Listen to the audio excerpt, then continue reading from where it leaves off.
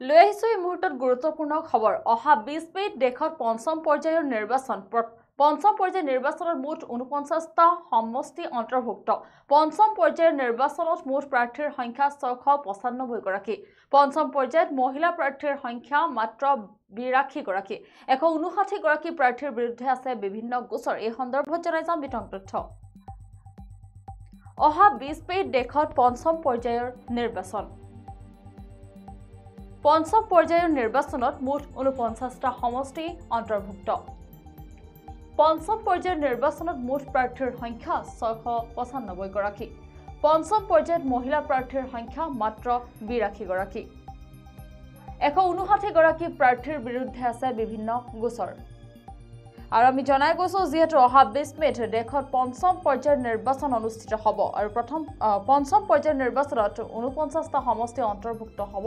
আৰু এই পঞ্চম পৰ্যায়ৰ নিৰ্বাচনত মুঠ প্ৰাৰ্থীৰ সংখ্যা হৈছে 695 গৰাকী আৰু ইয়াৰে মহিলা প্ৰাৰ্থীৰ সংখ্যা মাত্ৰ 82 গৰাকী 159 গৰাকী প্ৰাৰ্থীৰ বিৰুদ্ধে বিভিন্ন গোচৰ আছে বুলি জানিব পৰা গৈছে আৰু বিজেপিৰ 12 গৰাকী প্ৰাৰ্থীৰ বিৰুদ্ধে আছে গোচৰ কংগ্ৰেছৰ 7 গৰাকী প্ৰাৰ্থীৰ বিৰুদ্ধে অপৰাধমূলক গোচৰ আছে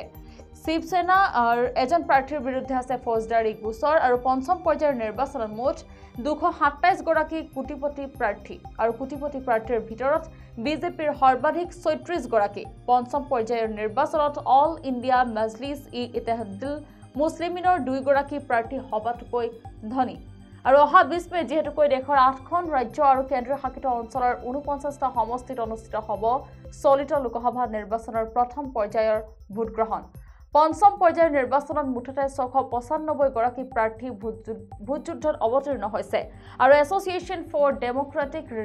ৰিফৰ্মছ নামৰ সংস্থাটোৱে আজি এই 695 গৰাকী প্ৰাৰ্থীৰ মনোনয়নৰ সৈতে দাখিল কৰা শপতনামা পৰীক্ষা কৰি সদৰি কৰিছে যে পঞ্চম পৰ্যায়ত মাত্ৰ 82 গৰাকী মহিলাহে ভোটযুদ্ধত অৱতীৰ্ণ হৈছে আৰু আনহাতে 159 গৰাকী প্ৰাৰ্থীৰ বিৰুদ্ধে এইটো পৰ্যায়ত বিভিন্ন অপৰাধমূলক গোচৰ ৰুজু আছে আৰু এইদৰে পঞ্চম পৰ্যায়ত 227 গৰাকী প্ৰাৰ্থী কোটিপতি হিচাপে চিহ্নিত হৈছে প্ৰতিবেদনৰ তথ্য অনুসৰি 122 গৰাকী প্ৰাৰ্থীৰ বিৰুদ্ধে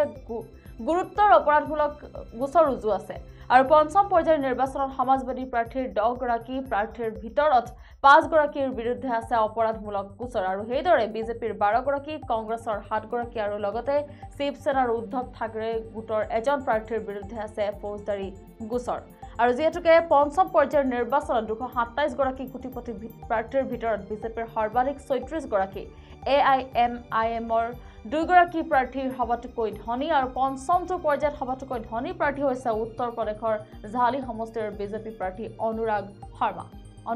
আৰু অনুৰাগ শৰ্মাৰ 212 কোটি টকাৰ সম্পত্তিৰ মালিক আৰু যেহেতু 20 মে'ত অনুষ্ঠিত হ'ব দেশৰ পঞ্চম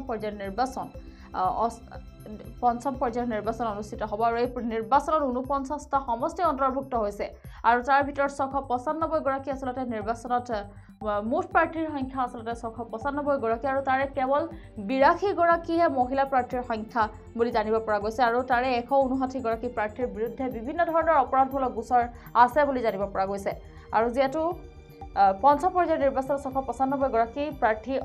অৱতীৰ্ণ হৈছে ভোটযুদ্ধত অৱতীৰ্ণ হৈছে আৰু এই 695 গৰাকী প্ৰাৰ্থীৰ মনোনয়নৰ সৈতে দাখিল কৰা যি শপতনামা পৰীক্ষা কৰি সদৰি কৰিছে যে পঞ্চম পৰ্যায়ত 82 গৰাকীহে কেৱল মহিলা